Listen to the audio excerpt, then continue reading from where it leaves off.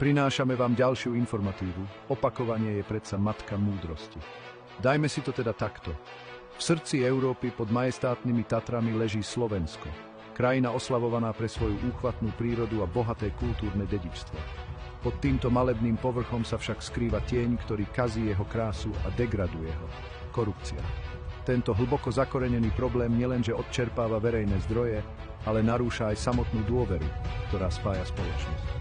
Keď sa ponoríme do chodieb moci na Slovensku, zarazí nás dlhý zoznam Jánošíkov či v Genix slangu zlofače. Teda mená politikov, podnikateľov a verejných činiteľov sa stávajú synonymom vykorisťovania a zrady národa. Slovensko SRO.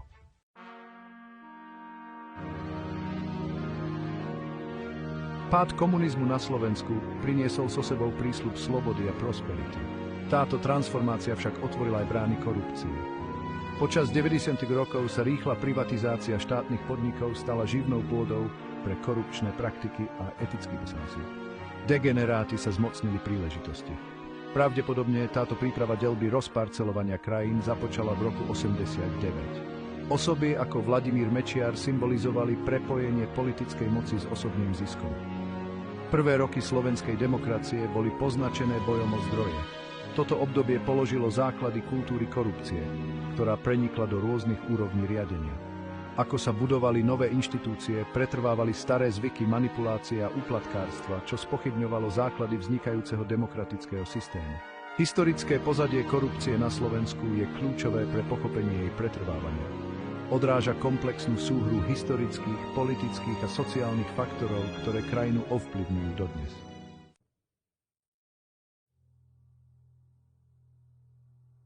Na Slovensku sa mená Vladimír Mečiar, Robert Fico a Marián Kočner často spájajú s temnou stránkou politiky. Ich kariéry poskytujú pohľad na mechanizmy korupcie, ktoré trápia krajinu. Mečiar, významná osobnosť 90. rokov, bol známy svojim autoritárskym štýlom a spornou privatizačnou politikou. Jeho éra sa vyznačovala nízkou transparentnosťou a zvýhodňovaním v ekonomických vzťahoch. Robert Fico, trojnásobný premiér, bol zapletený do rôznych korupčných škandálov, čo poukazuje na pokračujúci boj proti korupčným praktikám na najvyšších miestach vlády. Kde je hranica medzi šarádou, divadlom a cintorínom? Jeho pôsobenie ilustruje, ako možno zneužívať politickú moc na osobný a politický prospech, často na úkor verejného záujmu. Je to v poriadku? Nie je to škandál? Marián Kočner, podnikateľ s hlbokými politickými kontaktmi, stelesňuje nebezpečné spojenie medzi podnikateľskou elitou a politickými predstaviteľmi. Jeho účasť na významných škandáloch, vrátane obvinení súvisiacich s vraždou novinára Jána Kuciaka, zdôrazňuje nebezpečenstvo, ktorým čelia novinári, keď sa postavia proti korupcii. Tieto osobnosti sú príkladom širšieho systémového problému, keď idú moc a korupcia ruka v ruke a podrývajú demokratické princípy a dôveru verejnosti.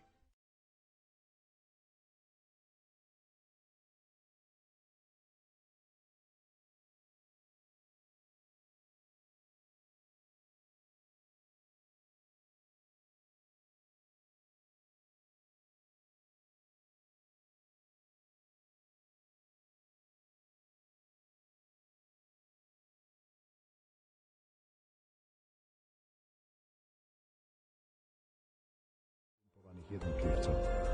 Právne medzery zohrávajú významnú úlohu pri umožňovaní korupčných praktík. Napríklad článok 363 trestného poriadku, ktorý umožňuje generálnemu prokurátorovi zrušiť rozhodnutia súdov, je kritizovaný pre jeho potenciálne zneužívanie na ochranu vplyvných osôb pred stíhaním. Ešte raz zopakujme, snáď to viacerým dôjde. Úloha Maroša Žilinku, paragraf 363 trestného poriadku, ktorý umožňuje generálnemu prokurátorovi zrušiť právoplatné rozhodnutia súdov, sa stal nástrojom na ochranu korupčníkov. Tento paragraf bol často kritizovaný za jeho zneužívanie na politické účely a ochranu vplyvných osobností pred trestným stíhaním. Generálny prokurátor Maroš Žilinka je často obviňovaný z toho, že je nastrčený na ochranu korupčníkov a využíva tento paragraf na ich prospech. Toto ustanovenie ilustruje, ako možno zákony manipulovať tak, aby slúžili záujmom mocných na úkor spravodlivosti. Prípad zneužitia článku 363 poukazuje na potrebu robustných právnych rámcov, ktoré sú odolné voči manipulácii. Posilnenie týchto inštitúcií má prvoradý význam pre zachovanie právneho štátu a zabezpečenie spravodlivosti.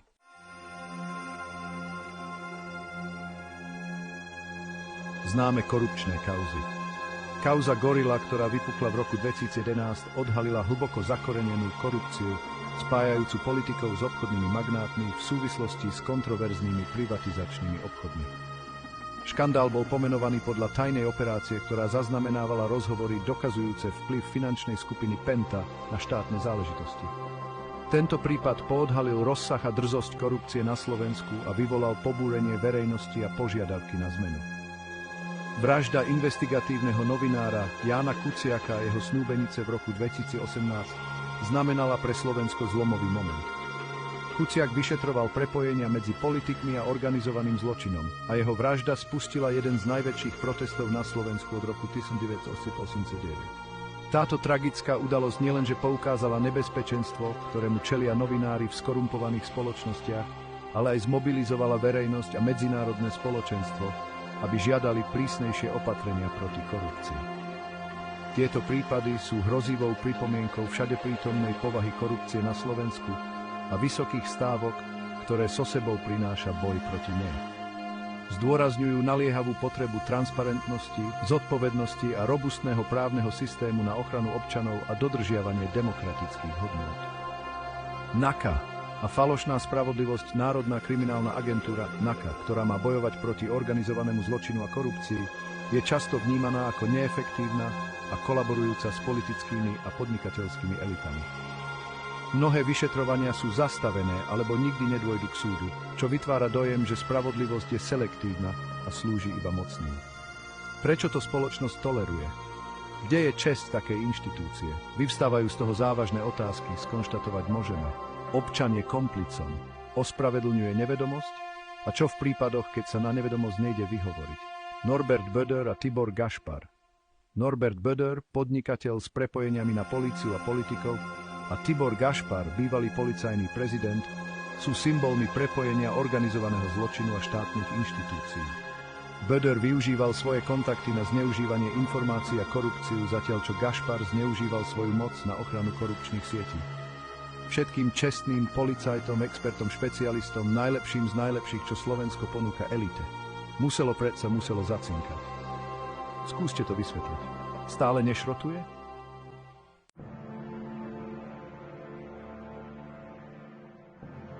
Reakcia verejnosti a protesty.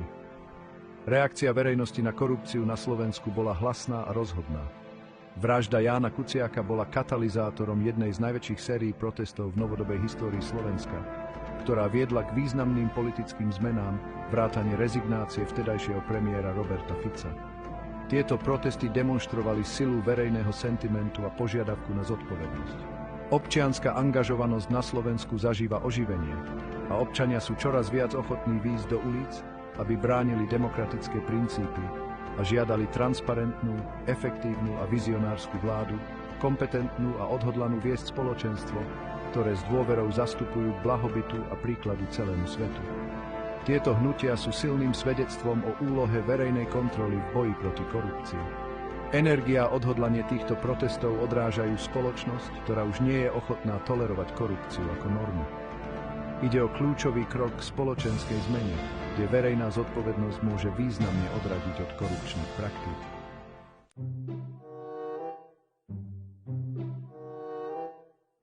Úloha médií pri odhaľovaní korupcie. Na Slovensku zohrávajú médiá kľúčovú úlohu pri odhaľovaní korupčných praktík, často s veľkým osobným rizikom pre novinárov. Investigatívna žurnalistika, ktorej príkladom je Ján Kuciak, zohrala kľúčovú úlohu pri odhaľovaní zložitých sietí korupcie, ktoré prenikajú do rôznych úrovní vlády a podnikania. Výzvy, ktorým čelia novinári na Slovensku, zdôrazňujú potrebu ochrany, ktorá by tlači umožnila slobodne fungovať bez strachu z odvety. Úloha médií pri vzdelávaní verejnosti a vyvodzovaní zodpovednosti moci je v fungujúcej demokracii zásadná. Posilnenie slobody médií a zaistenie bezpečnosti novinárov sú nevyhnutné pre pokračovanie v boji proti korupcii. Slobodná tlač nielenže odhaluje priestupky, ale pomáha aj kontrolovať moc a slúži ako odstrašujúci prostriedok proti potenciálnym korupčným praktikám.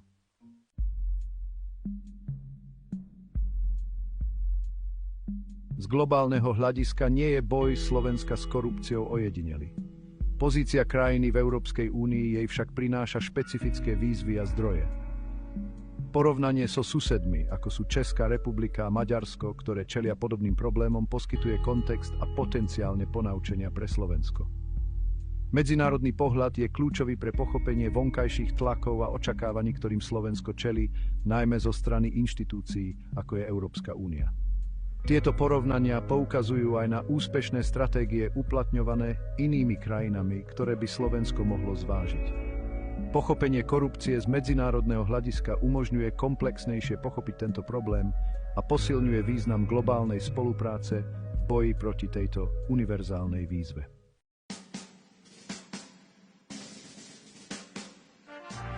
Snahy o boj proti korupcii na Slovensku sú rôznorodé.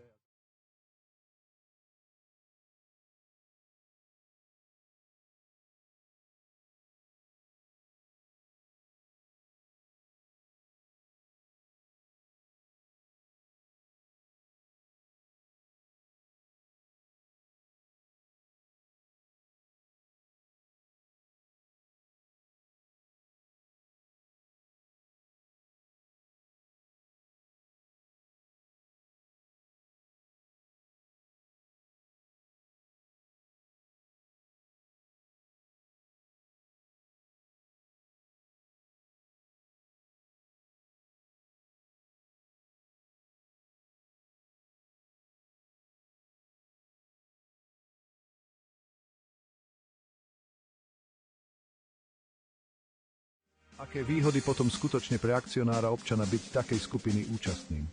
Nonsens. Slováci majú úžasný potenciál.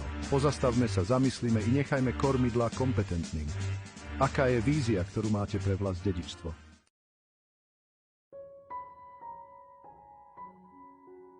Korupcia má hmatateľné ekonomické dôsledky, ktoré ovplyvňujú všetko od zahraničných investícií až po verejné výdavky.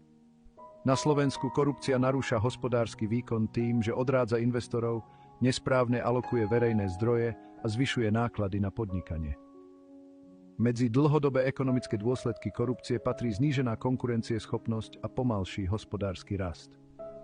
Pre Slovensko nie je boj proti korupcii len morálnou povinnosťou, ale aj ekonomickou nevyhnutnosťou, ktorá je nevyhnutná pre zabezpečenie udržateľnej a prosperujúcej budúcnosti. Pochopenie ekonomického dopadu korupcie je kľúčové preto, aby sa vnímala nielen ako právny problém, ale aj ako kľúčová ekonomická výzva pre Slovensko.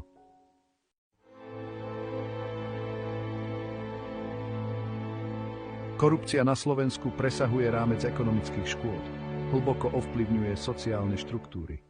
Verejné služby, od zdravotníctva až po školstvo, trpia, keď sú finančné prostriedky presmerované alebo zneužité. To vedie k nerovnosti a všeobecnej erózii dôvery vo verejné inštitúcie. Sociálnu štruktúru Slovenska oslabuje korupcia, ktorá vytvára spoločnosť, ktorej prevláda cynizmus nad dôverou. Riešenie týchto sociálnych dôsledkov je nevyhnutné pre obnovenie viery v systém a vybudovanie spravodlivejšej spoločnosti. Boj proti korupcii je aj bojom za sociálnu spravodlivosť, ktorého cieľom je obnoviť integritu a zabezpečiť, aby verejné zdroje slúžili všetkým občanom, nielen niekoľkým vyvoleným.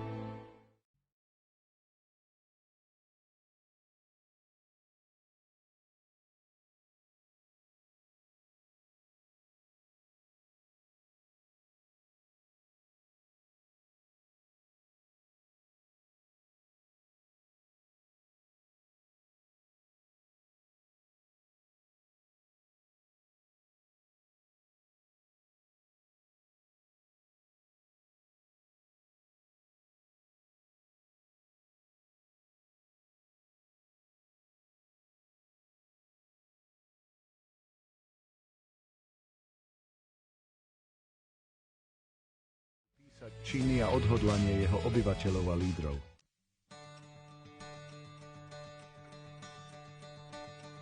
Boj proti korupcii si vyžaduje aktívnu účasť občanov aj lídrov. Občania sú posilnení informáciami a môžu presadzovať zmeny prostredníctvom kolektívnej akcie a požiadavky na zodpovednosť. Lídrom na druhej strane musia byť zaviazaní k etickému spravovaniu a transparentnosti. Vytvorenie kultúry integrity sa začína individuálnymi činmi, ale vyžaduje si kolektívne úsilie. Obaja, občania aj lídri, zohrávajú kľúčovú úlohu pri formovaní budúcnosti, ktorej sa korupcia nebude tolerovať. Táto výzva na akciu je pripomienkou, že každý má záujem na boji proti korupcii. Prostredníctvom kolektívneho úsilia a etického vedenia môže Slovensko aspirovať na budúcnosť charakterizovanú spravodlivosťou a spravodlivosťou.